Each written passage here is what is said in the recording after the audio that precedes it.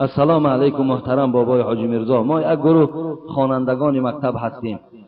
با سوالهای ما جواب گردانید. یکم استفاده کردن حسیب، توخم، رولتون و آبهای نوشاکی یعنی پیپسی کالا و ارسی کالا. درستن اینا؟ مثلا حسیب هایی که اصلا کلبسه میگویم ما و شما، حسیب، توخم، رولتون، خواه ارسی کالا باشد، خواه پیپسی کالا باشد، خب همین نوشاکی هایی که آبهای میوهی که امروز میفروشند، همون ترکیباتاشون نگاه کنید. یگان چیزی حرام در همون اگر نشان داد نباشد و خوردن گیریم باکی ندارد. ولی امروز که حسیب ها را بینین همش در تنش حلال نویساندگی، ترکیبات چه میبینی؟ امی یا گوشت گاو یا از گوشت مرغ، خب یا نمک دارد یا یگان چیزی مثال خوشبویی زدگی است. یگان چیزی حرام کرده در ترکیباتش نیست. مادام ترکیبات شده که چیزی حرام نباشد درست از خوردن میگیریم. یا شکلات، شکلات هایی که هستند ترکیبات چه نگاه میکنیم، یگان سپیرت و یگان نمود گویم که از همون حرام کرده ها نداشته باشن خوردن میگیریم باکی ندارد، یگان زلال زیان ندارن اینا. خب دوم، در نزد برادر و پدر و دختر میتواند که در نزد برادر و پدر دختر میتواند که دراز کشد یا نه؟ اگه از روی آداب نیست. مثلا دخترای ما و شما قدرس باشن و خیلی خوردکک باشن، پیش پدرش برادرش دراز کشیده خواب کردن گیرد. یکی وقت دخترک که قدرس شد به بلاغت رسید، اکو اینش به حیایی است که او در پیش پدر و برادرش دراز کشیده خواب کند. زیرا این خواب است که در حالت خواب از آدم هر چیز گویم که صادر شدنش ممکن، یک لوی دامن بالا شدن ممکن، خواب یک کرتد یک پایان بالا می شود. مقصد هر چیز در حالت خواب انسان مشاهده کرده میتواند. به این خاطر به خواهرای عزیز میرسانیم که هیچ وقت در نزد برادرش پدرش چیکار نکند؟ دراز نکشد. که این از روی آداب نیست، این از روی گویم که شرم و حیا نیست. ولی امروز یک برادر سحر خوانده بودن، گفت که مزار حضرت سلطان رفتیم، در بالای کت هم تا زنکا زیادن که خواب کدگی با پوش دادگی مردکا با پیشون رفته و آمدیستن. که همیتا که مردکی که زنش صاحب نداشته باشه دیگه هم پیشوی مزارا میآویش. صاحب نداره و بیچاره خیلی چیکار کنه؟ صاحب که باشه نخواه که زنک به زیارت مزار روان کنی. آخه زیارت مزار شرطه یا زیارت تو ای مردکی خوب؟ کدام شرطه؟ کدامش ضرورت داره؟ او در قدم زدگیش به همون طرف گناهگار می شود. او شما نخواه ندانین همیره. او نخواه همین قهر غیرت نداشته باشی که بگوی زنک ایامو زیارت همون رفتن و ای طواف همون را کردن، همه یک تبسم طرفی مگه یک بار لبی بگو، یک سال ثواب حج خدا در نامه اعمالت می نویسه. یک بار تو بگو من وقتی گویم که ای آچه فلانی فیرادت کنم، تو لبی بگو، حبیب خدا گفت همچنان است که تو یک سال ثواب حج در نامه اعمالت می نویسه.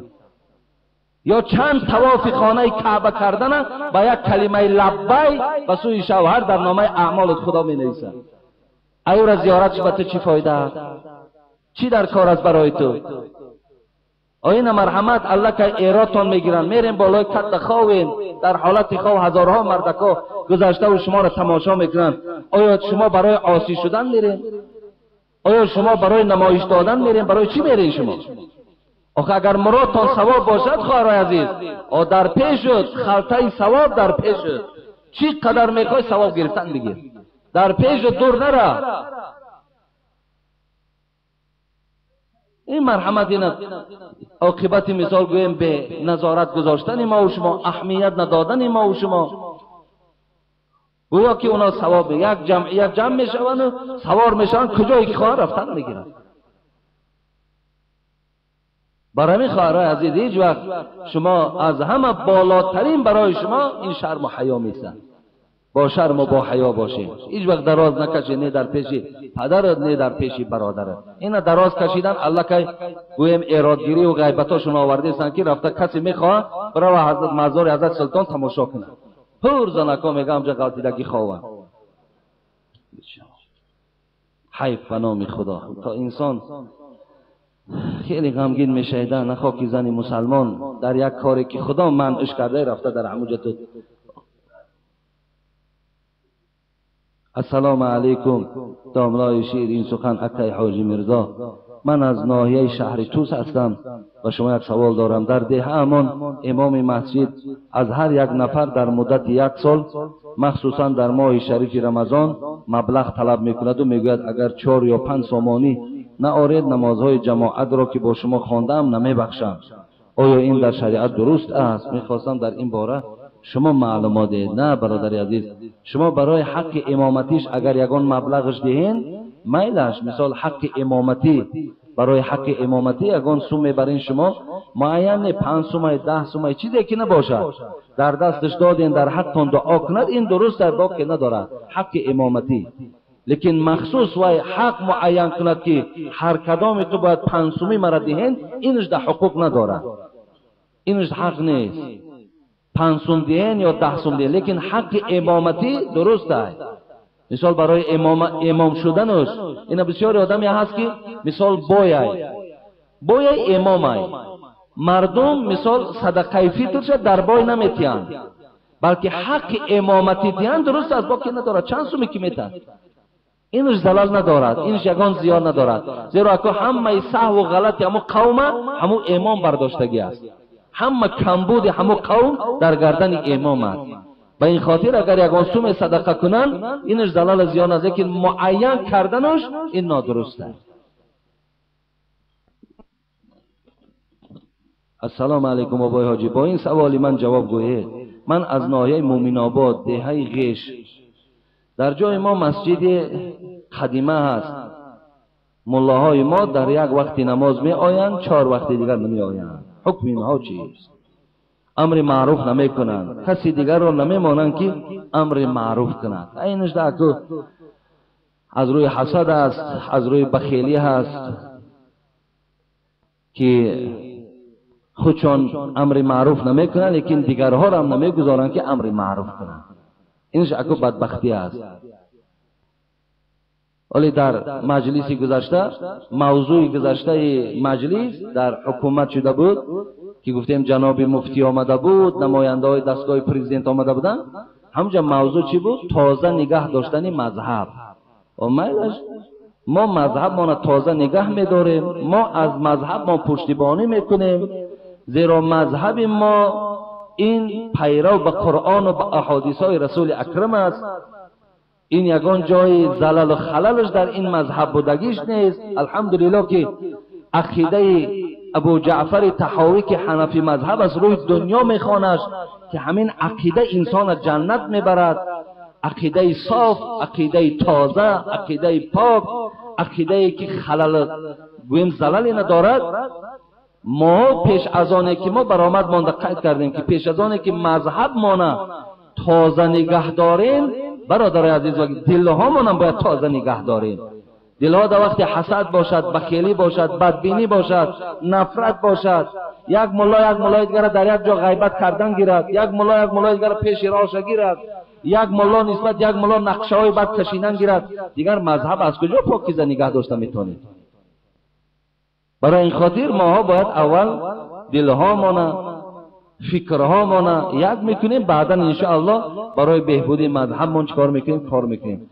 اگر خدا انصاف داده برادرایی که در این ناحیه مومن آباد هستند که به همه نمازها آمده اشتراک کنند و برادرهایی که اونجا قدرت موعظه کردن دارند، برای اینا خدا نصیب گرداند که اونها را هم گذارند که اونها به مردم سخن خدا و سخن رسول الله را رسانند.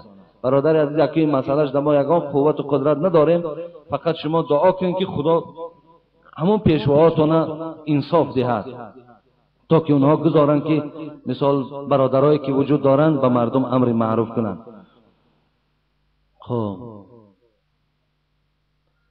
السلام علیکم محترم بابای حاجی میرزا، من الحمدلله یک خواهر اسلامی شما هستم. التماس با سوال من تعجیلا جواب گیرید. من میخواهم نمازهایم را با وقتش خوانم و ترک هرگز نسازم و هرچند که کوشش میکنم نمیتوانم. مثلا بعضی شبها نماز خفتن را میگویم که ساعت 2-3 شب میخیزم و میخوانم با نمازهای تهجد قضایی و در حق پیغمبرمان، اما میخیزم آفتاب برآمدگی است، نماز بامداد را نیز قضا میکنم. خب این چی میشده باشد؟ التماس در حقم دعای کنید که نمازهایم را به وقتش خوانم و به وعده های دادش وفا کنم. بابای حاجی میرزا خب گویا که در مسجد شما دیسک‌های جادوکشا برآمده است، آن چه معنا دارد و برای چی هست؟ سوم، همین نماز تهجد را طرز خواندنش را به ما فهمانید. نه اینجا در دیسک‌های هستند که رقیه دارند، بله اونها را شما برده در خانه گذارین، مثلا هر یک جین و هر یک ضررهای جینی که در شما و در خانه شما هست، همون رقیه هایی که علیه جین هست بچه‌ها میفروشند، همون دیسک‌ها را برده در خانه تان مانند داره عزیز، او بسیار فایده کلان دارد. حتی بین رسول اکرم گفتند کسی اگر سوره بقره در کدام خانه‌ای که خوانده شود، در اون خانه جین اصلا خانه نمی‌سازد. پس همین رقیه‌هایی که ولی در دیسک‌ها هستند شما برده در خانه مانند، تمام ضررهای جینی را در زن و تای، در پدر و تای، در دادر و تای، در خود و تای، در خانه تان است، همش دور میکنند. صدای قرآن است، ان شاء الله خاندان شما از جن‌ها تازه میشوند. نماز تهجد شما ساعت‌های چخیل این خواهر قید کردن 2 و 3 شب خیسته 2 رکعت خوانین، بهتره. شما میتونین 2 رکعت خوانین، 4 رکعت خوانین، 6 رکعت خوانین، 8 رکعت خوانین، نمازهای تهجد هم تخوانین. خوش به حال آن خواهری که نماز تهجد میخواند، خوش به حال آن جوان مردی که نماز تهجد میخواند. این نماز نافله است، مقصد خوانین بسیار ثواب ها دارد، نخوانین شما گناهگار نمیشین، یا یک شب خوانین یک شب دیگر شب که نخوانین شما گناهگار نمیشین، فقط ثواب در پیشگاه خدا میگیرین. و خواهر عزیز برای آنکه شما اعتمادی ندارین، یعنی باوری ندارین که مقصد بیدار میشوین شب، به این خاطر شما خفتن در وقت خفتن خوانین، یعنی در وقتش مقصد حاضر ساعتای ما و شما میخوانیم از ساعتای 9 تا 10 خب نمازهای خفتن میخوانیم، بعد خفتن تو تهجد تخوان، زیرا الله که در تو یعنی حاصل شد که تو بیدار نمیشوی. اما بعد خفتن 2 رکعت نماز تهجد هم خوان و خواب کن، ان شاء الله خدا برای تو هم ثواب تهجد و هم ثواب خفتن نصیب میکنه. السلام علیکم دام الله حاجی مرزا، من زائرشاه استقامت کننده دهه قربان شهید نایه واسه هستم. در قشلاق قربان شهید نیز مسجد جمعکانی ساختگی، دیگر روزها آن طرف استاد، حتی در روز جمعه محراب مسجد ما یعنی منبر رسول اکرم را تا سر شدن نماز جمعه خالی میبینم و دلم میسوزد. داملای عزیز همراه قوم دعا کنید که محراب مسجد ما نیز چون شما صاحب پیشوای حقیقت گو گردد، دعا کنید التماس. اشاره خیلی مسجداشان محراباشان خالی، مقصد موعظه نیست، یا اینکه شاید که خیلی موعظه هم باشد یگان چیز حقیقت بیان نمی شود. خواهش دارم که همه محراب ها پر از آدمای موعظه کن باشد تا که مردم هدایت یابند. خدای مهربان ما دعا میکنیم که خداوند تمام محراب هایی که در این جمهوری ما هست، پروردگار از اهل علم اونها را پر بگردان. خدایا از محراب ها آدمای جاهل و نادان و آدمایی که برای آبادی دین و اسلامشان حرکت ندارند، خدایا اونا را از محرابها خالی بگردان و خدایا منبرها را پر از آدمایی که حقیقت را بیان میکنند، سخن خدا را به گوش مردم میرسانند. خدا در منبرها این گونه بندگانت را هم موفق و میسر برای بندگانت بگردان. آمین یا رب العالمین. السلام علیکم آقای حاجی، با سوال ما جواب گویید. روزه را پیش از شام میشکایند، ممکن است یا نه؟ که نورول انشاءالله دادر عزیز وقتای نماز ما موافق نیستن، یعنی شام و خفتن و بامداد عیب قوم است. چیکار کنیم؟ یگان جمعه در باب سطر شما صحبت داشته باشین، انشاءالله صحبت میکنیم. یکی نماز شام یعنی روزه را پیش از شام میشکایند یا وقتای نماز ما طوری نیست، اینو قدر مشکلات ندارن. وقتای نماز حاضر همه مسجدات هم تا یک ساعت ها ماندگی است، از همین ساعت ها رفته در مسجدها تون گذارین درست میشه، یگان مشکلات ندارد. این به عرض سوال هم نیست. خیلی رمضان آیت کو حاضر گفتیستن 1 سپتامبر رمضان است، نمیدونم که ولی تا چه اندازه این حقیقت دارد ندارد. فقط الحال ما نوکی که در همون مرکز بودیم همونجا گفتیسته بودن که 1 رمضان است. این نمیدونم ولی حقیقت چه باز بیان میکنن و همین خاطر بعدا وقتاش که آمد من برای شما معین میکنیم انشاءالله. السلام علیکم محترم داملا حاجی میرزا، از شما خواهش میکنیم در حق برادرم الهام جان دعای خیر کنید که حالا با تهمت در محبس نگاه داشته می شود، از محبس آزاد شود. برادر من یکی از اخلاصمندان شما می باشد.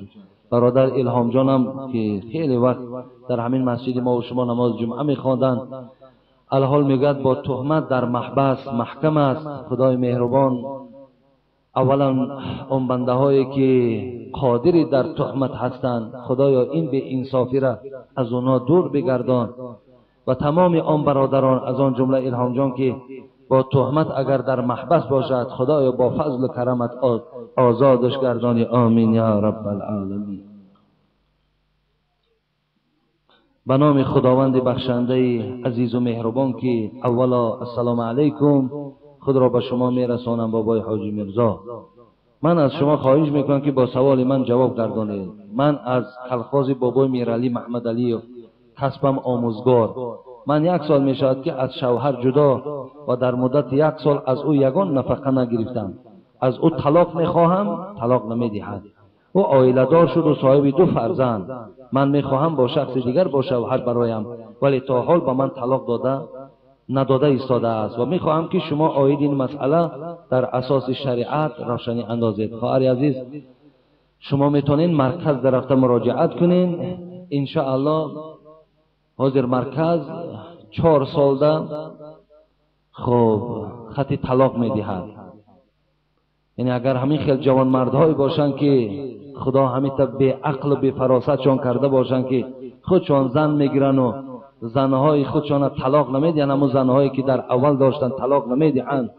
حتی بعضی نوجوان مردش با مبلغ طلب میکند که برای من مبلغ میدی بعد من تو را طلاق میکنم. اگه خیلی به انصافا پورن خواهرای عزیز، به این خاطر شما همون مرکز در رفته مفتیات دگوین شما در خط طلاق تانه از جانب مرکز میدهند. دیگه طلاق او تماما در کار نیست. آمده با همون شما عده میپاین. یعنی ولی اینجا یک مسئله نازکی دیگه برآمده است. بسیاری خواهرای را که سر میدهند در او یک مباد شوهر میآورند، شوهر میکنند میروند. نه، این نادرست است. شما بعد طلاق دادن شوهر باید 3 حیض پاییدن تان در کار. 3 حیض مقصد ممکن 3 ماه گذرد، بعد 3 ماه شما پاک میشوید، بعد شوهر دیگر کرده میتونید. شما در مدت 1 ماه یا 2 ماه شما شوهر کرده نمیتونید اگر چه خریدارم داشته باشید. نکاحتان نکاح نیست، حیاتان حیات حرام است. یا اگر شوهر که مرد 4 ماه و 10 روز میپای بود میشد، بعد شوهر میکنی. و اگر پیرانسال باشی برای تو 3 ماه است، 3 ماه نگاه میکنی، بعد 3 ماه بعد شوهر کرده میتونی. این روزا را شما این معین کردگی را بسیار بسیار دقت دهید که اگر هم تا بر وقتتر شما این بعضیاش همین روز شوهر سرش میتاد، 1 هفته پس مثال ممکن شوهر کند، ممکن 1 ماه پس شوهر کند. این نکاحش نکاح باطل است و این خانه‌داریشان اینا همچون حکم زنا میروند. برای همین این مسئله را هم جدی اهمیت دهید. السلام علیکم بابای حاجی میرزا. سوال: من $2,500 مزد کاری دارم از همان زکات همین، ولی 1 سال که گذشت در دست تو که $2,500 باقی ماند، تو زکات ده. در گردن زکات دادن واجب می شود. دختره که محرم ندارد، با مردهای بیگانه با مشروطه ها نشسته، درست است یا نماز جمعه رفتن او؟ سوال در حق بی نمازان دعا کنید که خدا نماز خوان شوند. یعنی البته دخترک ها در اتوبوس ها و مشروطه ها در پهلوی مرد بیگانه نشستنشان گناه است. اکو مردها امروز اگر عقل نکنن و بعضی هاش مثال شاید طلبگار هم باشن که در پهلوشان یگان زن بیگانه نشیند. لیکن شما مردها، من در پاکستان بودیم، همون صفهای پیش مشروطه و اتوبوس ده یگان مرد حقوق نداشت که نشیند. همین قدر رعایت میشد که با در پیش فقط زنها می در آمدند، با در قفا مردها می در آمدند. یعنی همون داخل اتوبوس و مشروطه ها هم جدا بودند. و این خاطر امروز اگر ماها هم همین چیز اگر رعایت کنیم بسیار بسیار خوب میشود که خواهرها و مادرها را همراه خودشان در همون صفهای اول شینانیم، خدامان در آخر نشینیم، بسیار بسیار خوب میشود. اگر لیکن هیچ امکانیت نداشته باشد، اینش در با توبه به سوی خدا میکنی. زیرا در پهلو نشستنی زن یا تو در پهلوی زن نشستنی بیگانه ده هم انسان چی ندارد؟ حقوق ندارد. اینم از روی شریعت ما و شما نادرست است. خب سوال های دیگر انشاءالله من جمعه آینده جواب میگویم، زیرا که دیگر وقتم تمام شد و جمعه آیندهش خدا خواهد اکن اطراف نماز